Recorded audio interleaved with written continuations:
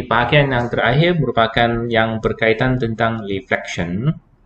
Okey, tentang reflection, iaitu tentang pantulan lah. Okey, pantulan kan ini dia lebih berpihak kepada cermin spela. Okey, jadi kan semasa form 1 kan kita sudah belajar tentang cermin sata. Okey, cermin sata is a plane mirror lah. Tapi sekarang kan saya ambil kesempatan ini, saya ulang sikit tentang plane mirror ini seperti yang kita pernah belajar semasa form 1 lah. Okey, pada plane mirror ini kan, pada plane mirror ini kita paling utamanya kita kena tahu lah dia punya sinar tuju dan sinar pantulan dan garis normal pada titik tuju mesti pada sata yang sama. Okey, jadi kan yang penting dalam yang terutama dalam cermin sata ini merupakan dia punya sinar tuju ataupun incident ray. Kemudian kan ada satu sudut dipanggil sudut incident, okey, ataupun sinar sudut tuju lah. Kemudian dia akan dipantulkan menghasilkan satu sudut pantulan ataupun reflected angle, di mana kan kedua-dua sudut itu mesti sama. Okey, mesti sama lah. The angle of incident I is equal to the angle of reflection R. Okey, ini untuk cermin sata. Kemudian kan image yang terbentuk pada cermin sata ini, plane mirror ini kan, ialah the image of the same size as the object, lateral inward, upright, which image distance is equal to the object distance. Inilah yang fakta-fakta penting yang kita pernah belajar semasa form 1, yaitu untuk cermin sata, iaitu plane mirror lah. Sebab cikgu takutkan nanti kan kalau nampak sesuatu mirror ataupun cermin kan di dalam soalan fizik kamu teringat keadaan seperti dia, yaitu dia punya U, jarak objek U sama dengan jarak image. Kemudian semuanya objek dengan image ini kamu anggap sama, sebab kamu sudah ada pun ilmu yang terdahulu kan, yaitu mengenai cermin sata lah. Tapi kan kita kena tahu apa yang kita akan pelajari semasa form 4 fizik untuk bahagian yang terakhir, tapi dia bukan yang paling susah lah. Sebaliknya dia agak senang juga, dan dia pun kita pernah belajar juga semasa form 1 kan. Tidak tahu kamu pernah masih ingatkah ya itu cermin cekung? Okay, cermin cekung, which is convex mirror, concave mirror. Cekung is concave, is the concave mirror. Dan convex mirror merupakan cermin cembung. Ini pernah kita belajar semasa form 1. Kita tahu, kita masih ingat kan? Tapi kan semasa form 1 kan kita hanya membincangkan bahawa fungsi-fungsi dia dan dia punya sifat-sifat fizik dia lah kan. Sekarang kita akan belajari macam mana penlukisan dia. Kalau SPM biasa kan, bahagian ini dia akan keluar dalam bahagian struktur. Dia suruh kita lukiskan ray, sinaran light ray dia kan. Seperti yang kita pernah belajar minggu lepas dan minggu yang lepas, iaitu macam mana kan itu kena light ray yang terbentuk pada kanda untuk menghasilkan image. Sekarang kan kita tengok kita tengok kita ada dua jenis, yaitu yang first is convex mirror ataupun Malay adalah cermin cembung. Apa yang berada di cermin cembung kan? Masih ingatkah apa itu cermin cembung? Cermin cembung kan yang special merupakan kamu kena ingatlah yang cembung itu kan. Maksudnya cermin itu dia terkeluar sikit. Macam kan dia cermin itu kan, kalau cermin sata memang cermin macam inilah kan. cermin dia flat saja kan, tapi cermin cekung ini dia akan terkeluar sikit macam ni. Sebab dia cempung dia terkeluar. Jadi kan yang kita kena ingat merupakan cermin yang disimpan di supermarket ini. Apa tujuan disimpan di supermarket ini? Contohnya kan ini ada rak, ini pun ada rak juga. Kemudian ada banyak bahan-bahan yang tersimpan di sini.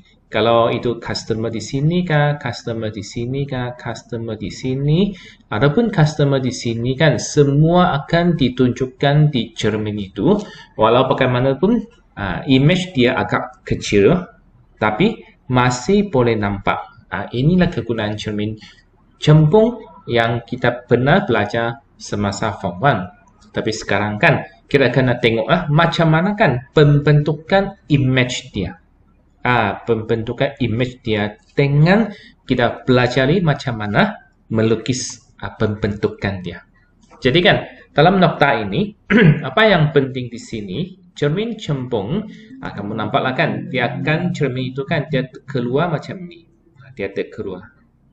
So kan apa yang penting di sini, pertama kamu ingatlah object, this is the object. This is the object. Kemudian kamu kena tahu ada sesuatu dipanggil F. F masih sama is the principal focal. Principal focal ataupun fokus utama.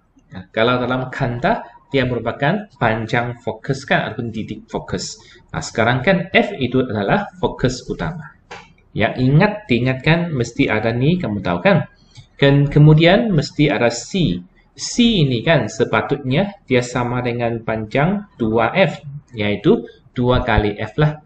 Boleh dikatakan C itu merupakan jejari pada cermin lah. Okey, ingatlah. C ini selalu dia merujukkan kepada jejari pada cermin. Tapi dia bukan fokus utama, tapi dia jejari pada cermin lah. This is C is equal to the 2F. Begitu juga sama dengan jejari pada cermin. So, macam mana kita lukiskan lukisan untuk mendapatkan image bagi cermin cempung ini? First, kita mesti ada objek kan? This is necessarily kita ada objek. Okay. Objek ada sudah. Kemudian kita lukiskan satu garis. Kalau ikut dia, lukisan satu garis daripada objek tinggi objek ini sampai ke hujung cermin itu. Dia sentuh pada cermin. Kemudian kita lukis garisan yang kedua, masih satu. Ini kan cermin cempung ini dia akan mencabarkan cahaya. Maksud dia kan cahaya itu tidak menfokus, tapi dicabarkan supaya menjadi jauh ataupun supaya dijauhilah dia punya sinaran lah. So, kita ingat pencabahan itu, macam mana kita kena pasti pencabahan itu? Cara dia, kita sambungkan titik sini dengan, sambungkan titik ini kepada F, yaitu panjang utama, fokus utama cermin ini. Kemudian baru kita kena lukis ini. Ya, susah betul. Ada banyak warna di sini. Kepada panjang sini. Kemudian baru kita selarikan ini. Tengok inilah dia punya sinaran lah. Kemudian garisan yang kedua kita lukiskan daripada tinggi objek. Kemudian terus kepada C. Jadi dia ada hanya dua bahagian saja.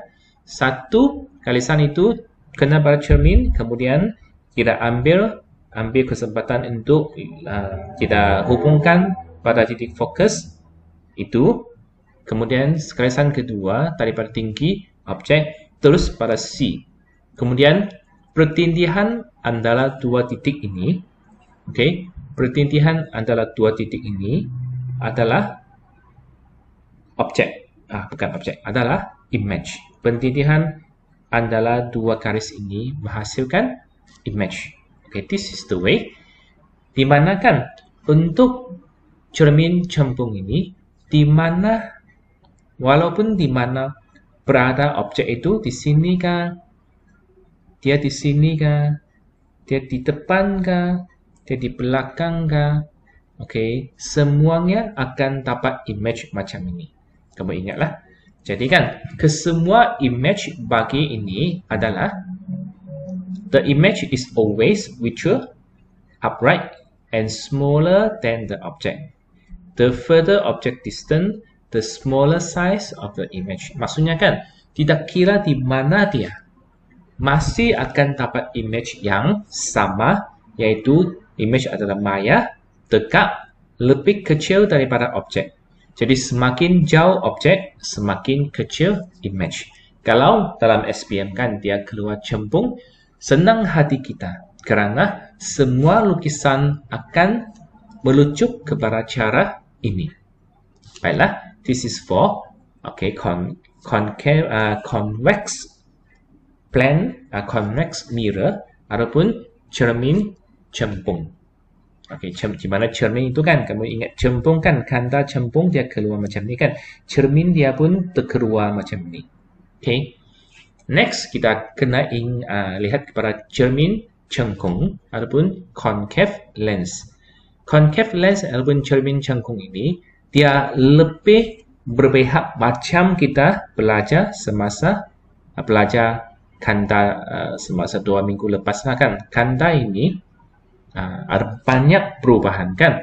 Kanda cembung ini ada banyak perubahan. Kita kena mahirkan diri dalam pelukisan dia sebelum exam lah kan. Sekarang kalau kita ingatkan, nanti exam pun lupa juga. Saya carankan semasa exam kita mesti mahirkan betul-betul lah untuk kanda cembung dan juga cermin cekung. Dia punya ilmu kan, dia punya teknik lebih kurang sama. Kanda cembung dengan cermin cekung dia lebih kurang sama lah, dia punya cara lah. Baiklah, kita tengok apakah cara dia. First, kita ada satu objek, tapi ini berubah-ubah. Kalau kanda kan, kanda masih dia steady sikit. Kanda dia masih lebih konsisten lah dia punya cara lukis. Tapi cermin ni kan dia ubah sikit. Yang first, tengok first daripada prinsipal daripada hujung ini kita lukisan satu garis sampai kepada cermin. Tengok pada keadaan cermin itu kan dia cekung. Kalau cekung kan kita tahu dalam melukis kanda cekung kan, cekung itu dia masuk ke dalam. Tadi cembung kan dia terkeluar kan, ini masuk ke dalam. Begitu juga lukisan dia masuk ke dalam lah. Jadi first, draw a line parallel to the principal axis from the object to the mirror, then refract to the principal focus F. Yang pertama, ingatkan jadi lukiskan satu garis selari dengan paksi utama daripada objek ke cermin, kemudian dipantukan ke fokus utama. So ini is reflected to the F, fokus utama. This is the first line. Kemudian kan, second, kita kena lukis satu garis lagi daripada hujung ini melalui C ke cermin. Second is draw. Second dia draw a line from the object straight to the mirror through the center of the curvature. Curvature is C. Lukis satu garis daripada objek lurus kepada cermin melalui pusat kecanggungan C. Kemudian kan pertindihan antara dua garis ini dilabelkan sebagai image. Kemudian number 3, draw the image at the intersection of line 1 and 2. Baiklah, kita tengokkan image daripada ini kelihatan dia adalah songsang, dikecilkan dan nyata. Ingatlah, yang cengkung kan, yang cermin cengkung, cermin tadi kan cermin cempung kan, dia always virtual, upright, small, maya kan. Tapi cermin cengkung ini dia berubah-ubah mengikut keadaan lah. Tengok pada ini kan secara umum dia cermin cengkung ini tujuan dia lebih kurang macam kanda cempung. Macam kanda cempung kan. Kalau kita tahu kanda cempung tugas dia adalah untuk fokus kan, supaya sesuatu dapat difokus lebih tajam dan lebih terang kan. Cermin cengkung itu dia memberikan tujuan yang sama, yaitu dia memfokuskan sesuatu cahaya. Tengok kalau objek itu tarik infinity, senang kita lukiskan, yaitu objek itu sampai kepada cermin. Apabila objek itu dari jauh kan sampai kepada cermin, ia akan dipantulkan kepada fokus utama. Ia akan dipantulkan kepada fokus utama. Inilah dipanggil, inilah tempat dia kan, kita sudah belajar semasa inilah tempat pertumbuhan antara dua garis ini merupakan image. Tapi kan ini adalah image kalau objek itu tarik infinity. Baiklah sekarang kan kita tengok satu persatu. Kalau dia tarik infinity, image itu adalah berada di F, real, inward, and highly diminished. Maksudnya amat dikecilkan. Nyata, songsang, dan sangat kecil. Sekarang kita tengok objek itu beyond C, yaitu melepasi C, lebih daripada C, maksudnya jauh lagi lah, masih jauh lah kan. Saya berikan objek itu di sini. Baiklah, objek itu di sini. Kalau kamu masih ingatkan cara tadi, pertama kita lukiskan satu garis sampai ke cermin, selalu dengan paksi utama. Kemudian pantulkan melalui F, yaitu paksi utama. Kemudian garisan yang kedua daripada hujung ataupun top of the object kita lukis melalui C sampai kepada cermin. Pertindihan antara dua garis ini membentuk image dia, yaitu berada di sini. Image tersebut adalah nyata, songsang, dan dikecilkan. Nyata, songsang, dikecilkan. Sekarang objek untuk keadaan yang kedua, yaitu objek yang ngam-ngam pada C. Macam tadi kan C is equal to 2F lah. Ataupun center of curvature, ataupun jari dia lah. So, cara yang sama yaitu first kita lukiskan satu garis daripada hujung objek ini sampai kepada cermin. Kemudian dipantulkan melalui F untuk membentuk sesuatu garis. Untuk case ini sebabkan objek itu berada di C, jadi kan tidak boleh dengan case ini, dia masih boleh melalui C. Terpaksa kan, ini case yang dia lain sedikit sudah daripada yang tadi kan. Daripada hujung ini melalui F, tadi melalui C kan, sekarang melalui F sudah. Sampai ke cermin, kemudian dipantulkan balik. Dan ingatkan case ini masih berlaku juga di kanta, yaitu kan kalau dia melalui 2F kan, masih ingat kan kanta kan. Kalau kanta, apa yang terjadi pada kanta? Ini yang perlu kita ingatkan sebab soalan jenis ini ada penjalak macam ini kan. Selalunya dia keluar di SPM juga, yaitu penulisan dia. Kalau kanta F dengan 2F, kita masih ingat kan? Kalau objek di 2F, image pun akan berada di 2F, dan cara objek sama dengan cara image, size objek pun sama dengan size image. Jadi kan pada case ini pun terjadi juga, yaitu objek di C, yaitu sama lain dengan 2F, akan menghasilkan image juga berada di C, yaitu 2F, di mana kan objek itu nyata, songsang, dan sama size dengan objek. Ini kan case yang seolah-olahnya sama dengan yang berlaku di kanta cempung. Ini akan kena kita ingatlah. Oke, untuk next, objek itu berada di C dan juga F. Tengok sekarang ia berada di sini. Jadi, apa yang perlu kita buat untuk yang first? First kan kita kena lukiskan satu garis daripada objek ini sampai ke cermin, kemudian dipantulkan melalui FA. Inilah teknik yang berulang-ulang kan sama. Oke, kemudian sebab dia tidak melalui C, ia juga tidak melalui F, terpaksa kita lukiskan garis yang kedua daripada yang di atas ini.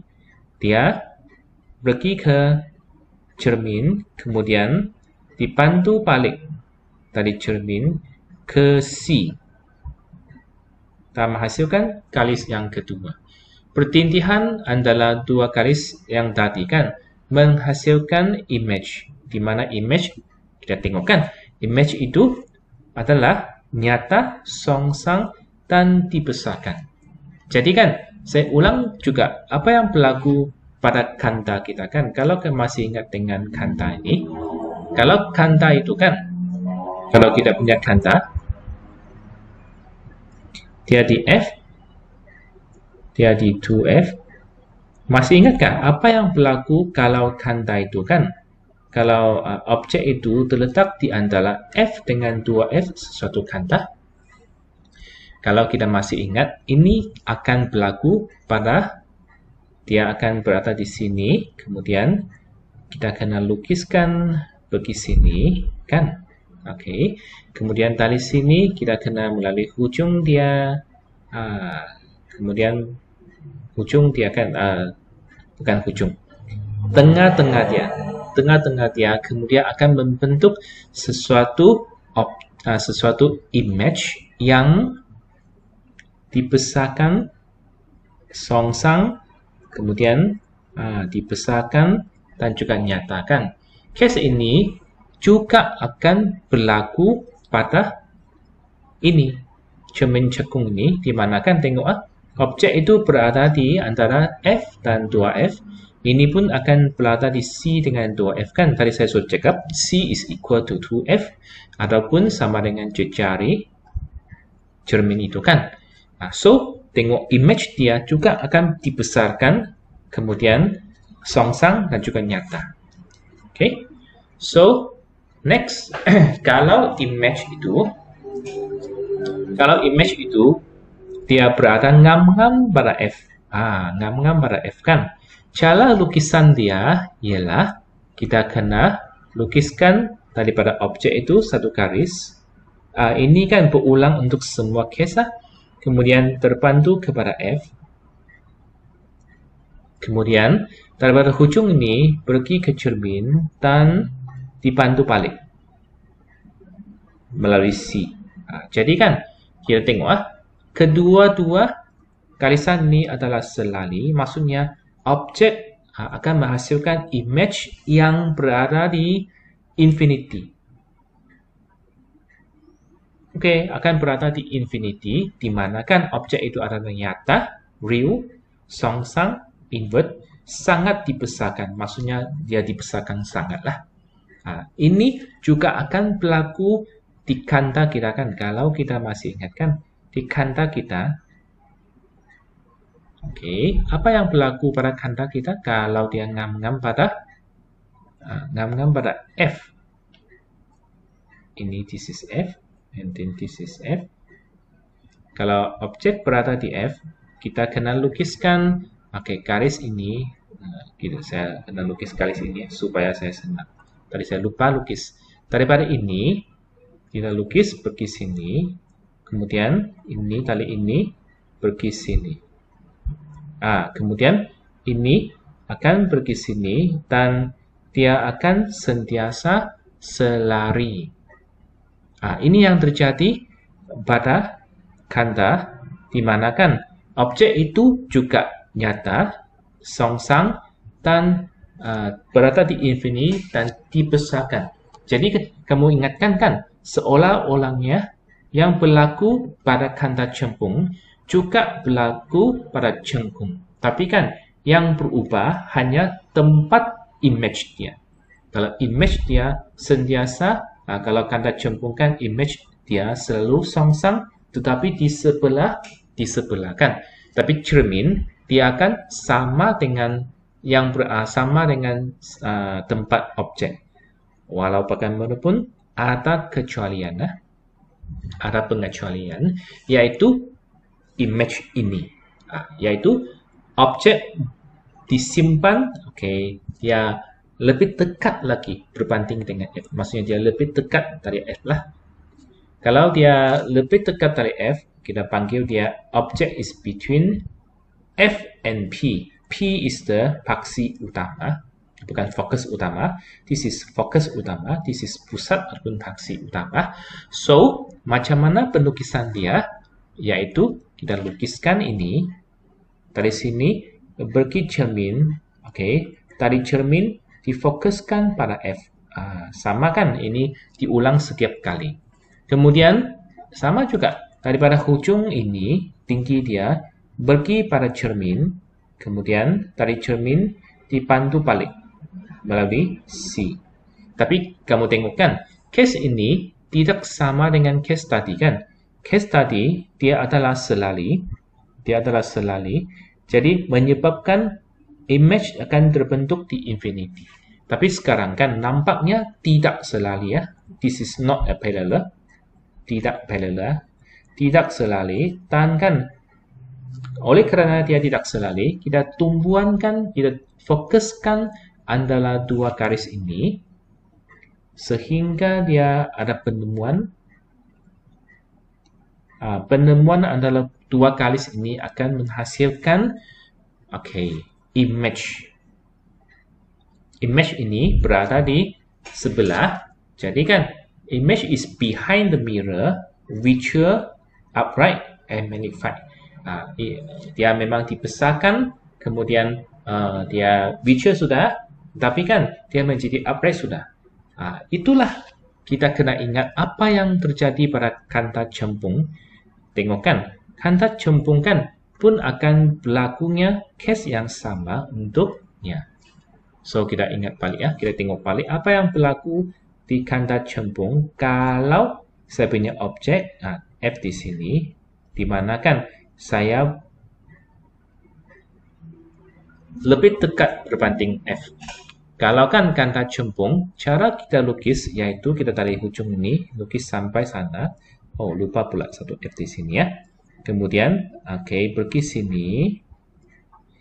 Dan juga kita ada sesuatu di sini. Mungkin saya tidak tepat sebab ini saya punya lukisan kan, kita tahulah.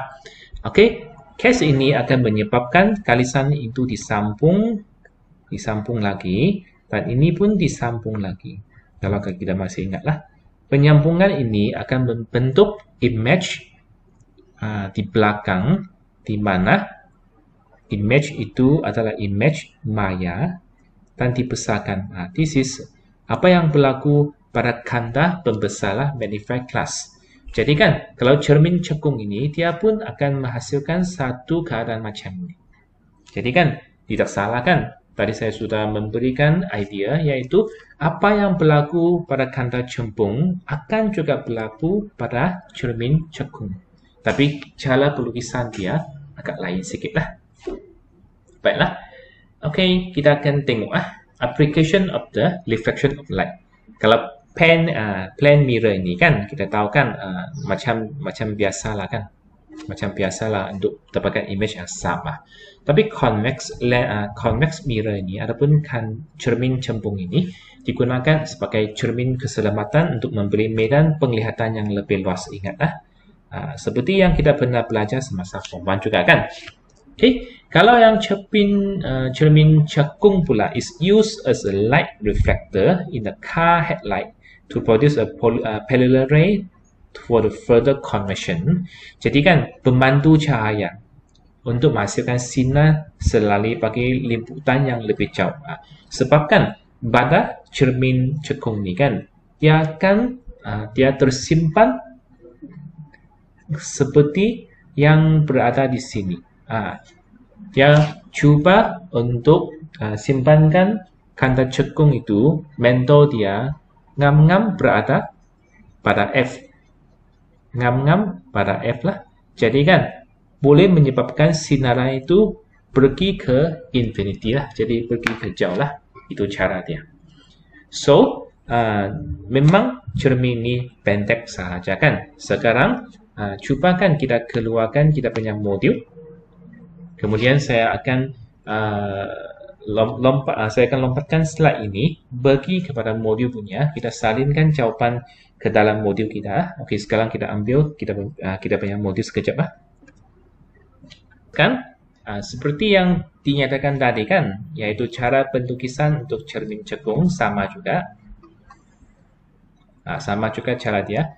Sekarang kita salinkan. Okey, kita salin balik image, cili-cili image pada cermin cekung lah. Seperti yang dinyatakan tadi kan, kalau dia objek itu dari infinity, memang dia nyata, songsang dan diperkecilkan, real, invert, diminish. Kemudian kalau yang tadi lebih jauh, iaitu dia lebih daripada 2F ataupun C, dia akan nyata, songsang dan diperkecilkan lah. Kita salinkan cili-cili image. Kemudian untuk ini, yaitu number 3 dia ngam-ngam, dia pada 2F, yaitu C, dan juga dia di antara F dengan C. So, ini adalah dia ngam-ngam pada 2F kan, ataupun C. Image dia adalah songsang, nyata dan sama size dengan objek. Kemudian di antara C dengan F itu kan, dia songsang, nyata dan dibesarkan. Okay, kemudian yang diteruskan dia ngam-ngam pada F, yaitu maya, dekat dan dibesarkan. Kemudian ya lebih dekat daripada F akan dekat, maya dan dibesarkan lah. Apa yang terbentuk pada cermin cembung kan, seperti mana yang tadi kan. Okey, semua objek dia tidak kira di mana-mana, kan. Dia akan menghasilkan image yang sama, yaitu diperkecilkan, dekat dan maya. Jadi kan, walaupun dia lebih daripada F, ataupun berada lebih dekat daripada F, ataupun berada di F, semuanya akan hasilkan jawapan yang sama. Baiklah, kita teruskan lah. Kita tengok aplikasi cermin cengkung kan. Tadi kan, tadi nokta tadi dia memang amat limit lah dia punya cermin, dia punya contoh-contoh kan. Sekarang application of the convex mirror. Yang pertama, seperti yang kita pernah belajar semasa form 1, cermin cengkung digunakan dalam cermin baratan dan pergigian untuk melihat kedudukan gigi dengan lebih jelas. Okey, sebab kan kita tengok tadi, cermin cengkung kalau kita simpan, kalau kita simpan dekat lah, kalau kita simpan dekat sangat kan, iaitu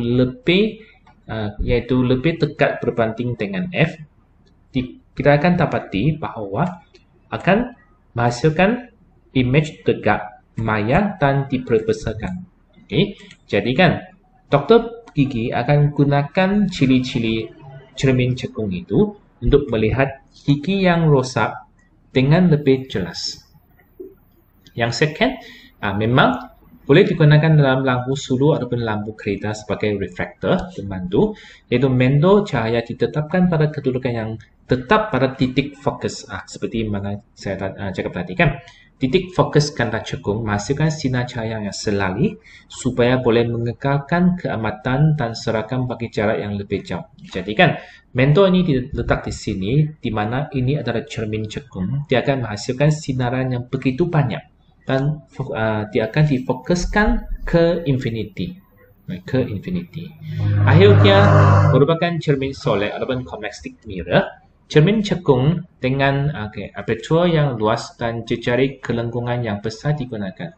Image yang terbentuk adalah image maya, dekat dan dibesarkan. Jadi kan boleh digunakan untuk ahli Ali solek kan supaya dia punya artis kan dilihatkan lebih besar dan lebih jelas lah supaya dia boleh solat dengan lebih cantik.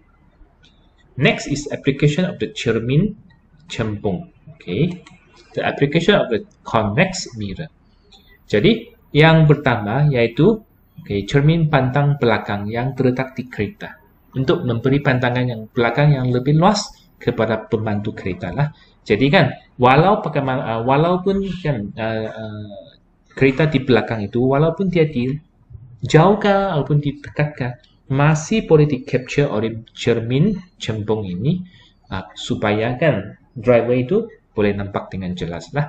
Walau bagaimanapun dia punya jarak kan tidak begitu sama dengan jarak sebenar. Yang second is the cermin keselamatan dalam bangunan, biasanya di pasaraya untuk tujuan pengawasan lah.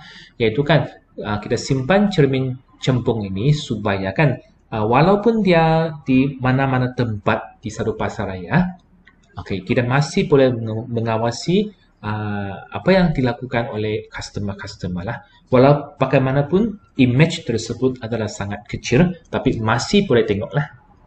The last is the cermin keselamatan jalan, biasanya dipasang di seleko yang tajam bagi pembantu untuk melihat kereta yang akan datang pada sebelah titik putar lah. Maksudnya selalunya kan disimpan supaya kita boleh nampak apa yang berlaku di sebelah yang kita tidak dapat nampak itu. Di seleko yang bahaya. Okey, baiklah. Inilah merupakan bahagian terakhir untuk fizik kita. Kita bincangkan tentang latihan di belakang untuk bab 6. Okey, cubakanlah. Okey, number 1. Pelajar 1 menunjukkan sinar cahaya merambat dari air ke utara. Air ke utara kita tahu kan daripada tempat ke kurang tempat. So, dia punya cara, dia punya is C lah, sebab mesti sudut badan normal. Ya, semasa dia merambat daripada yang lebih tempat ke kurang tempat, dia akan menjauhi normal. So, C.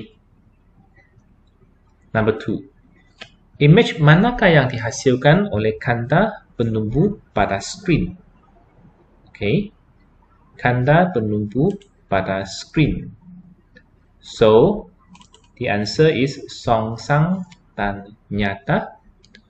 Okey, kanda penumpu maksud dia seperti yang tadi kan dia gunakan kanda cembung. Kanda penumpu pada skrin iaitu macam LCD kan. Dia adalah songsang dan nyata lah. Number C. Raja 2 menunjukkan sinar cahaya X ditujukan ke dalam blok kaca. Sudut genting adalah 42 darjah. Kita tengok dia telah melebihi dia 48 kan. Tapi kan kita kena dapatkan sudut yang sebelah dengan normal. Jadi 48 itu tidak boleh digunakan. Kita kena gunakan 90 degree tolak dengan 48. Maksud dia kan 42 pada garis normal. So, kalau sudut genting dia ngam-ngam pada 42, maksud dia dalam gambar raja tersebut pun berada di sudut genting. So, kalau sudut genting itu dia punya sinaran adalah 90 darjah B. Number 4. Antara berikut yang manakah ciri-ciri image yang terbentuk di atas cermin satah? Cermin satah tadi saya sudah cakapkan. Songsang sisi sama saiz dengan objek dan maya. Is D. Number 5. Okay. Raja jika menunjukkan satu objek diletakkan di hadapan satu kanda. Okay, kamu tengok dia punya jarak kan lebih dekat berbanding dengan F. Jadi kan image yang terbentuk akan nyamaya dekat dan dibesar-besarkan yang dia akan berada di sebelah sama dengan objek. Yang case ini berlaku pada kanda pembesar lah. Okay. Number 6. Raja menunjukkan suatu sinaran cahaya merambat daripada satu blok semi bulatan yang bersinar, di mana 5 degree itu menghasilkan 90 darjah. Ini maksud dia adalah dia merupakan sudut genting. Kalau gunakan sudut genting untuk cari indeks biasan, kita kena gunakan 1 bahagi dengan sin, sin 35. Kita akan menghasilkan 1.74 is C. Baiklah. Kemudian soalan struktur. Dalam satu eksperimen dalam magma, pelajar mengkaji hubungan antara jarak objek U dengan jarak image V bagi kanta cembung. Daripada data yang diperolehi, graf diplotkan seperti yang di bawah. Baiklah, ini merupakan nilai-nilai 1/V dengan 1/U. Kita tahu kan, dia punya formula is 1/F sama dengan 1/U campur dengan 1/V. Okey, tengok apa yang nyatakan nilai pintasan dipaksi 1/V dan 1/U sama dengan apabila 1/U sama dengan 0. Cari panjang fokus kanta. Tengok apabila 1/U sama dengan 0, okey, jadi kan dia punya paksi adalah sama dengan 0.11. Okey, this is maksudnya kan apabila 1/V sama dengan 0.11. Jadi kan 1/F ini akan sama dengan 0.1 cm ini kan. Kita kena terbalikkan 1 F itu kena disongsangkan 1/0.1 akan sama dengan 10 cm. Baiklah, namakan kuantiti yang diperolehi daripada pintasan dipaksi 1/U apabila 1/V sama dengan 0. 1/V sama dengan 0, maksud dia akan mendapatkan panjang fokus. Okey, salinkan halalakan. Kecuranan ini kita kena ambil pintasan Y dengan pintasan X is cukuplah. Tengok, gunakan pintasan 0 tolak dengan pintasan Y bahagi dengan pintasan X tolak ke 0. Jadi graf dia is negative 1.0. Okey, kita salinkan. Baik, number 2. Raja 2 menunjukkan sebuah budak lelaki menggunakan kanta untuk memfokuskan cahaya pada kertas yang seiras. Selepas beberapa ketika, kertas pada Raja 2 lebih cepat daripada kertas yang berada di Raja 2B. Raja 2A itu akan terbakar lebih cepat dengan Raja 2B. Okey, diameter kanta, tengok bentuk keratan rentas pada kanta didapati 2A itu lebih tebal dan 2B itu lebih nipis. Jadi, bandingkan first diameter kanta. Diameter kanta kedua-dua derajat adalah sama, tapi ketebalan kanta itu lain kan. Ketebalan kanta di Raja A lebih tebal daripada ketebalan kanta di Raja B. Jadi kan, kita boleh buat kesimpulan di sini, kalau kanta itu lebih tebal, panjang fokus dia adalah lebih kecil. Semakin tebal kanta itu, semakin dekat panjang fokus. So, panjang fokus di kanta di Raja A kurang daripada panjang fokus kanta di Raja B. So, kuasa kanta. Kalau semakin dekat panjang fokus itu ataupun semakin pendek panjang fokus itu, kuasa kanta itu semakin besar. So, kesimpulan dia, kuasa kanta di Raja A lebih besar daripada kuasa kanta di Raja B. Okey, kita salinkan. Baiklah, kita teruskan. Kemudian hubung kaitkan yang pertama, ketebalan kanta dan panjang fokus kanta. So, kita punya jawapan, ketebalan kanta semakin bertambah, panjang fokus semakin berkurang. Jadi, dia adalah hubungan berkata songsang. Semakin tebal, semakin kurang panjang fokus. Panjang fokus dengan kuasa kanta. Panjang fokus semakin berkurang, kuasa kanta semakin bertambah. Maksudnya kan, panjang fokus dia kurangkan, semakin tepat kuasa itu semakin bertambah. Jadi boleh kita simpulkan bahwa kalau ketebalan kanta itu semakin bertambah, kuasa kanta pun semakin bertambah juga. Salinkan.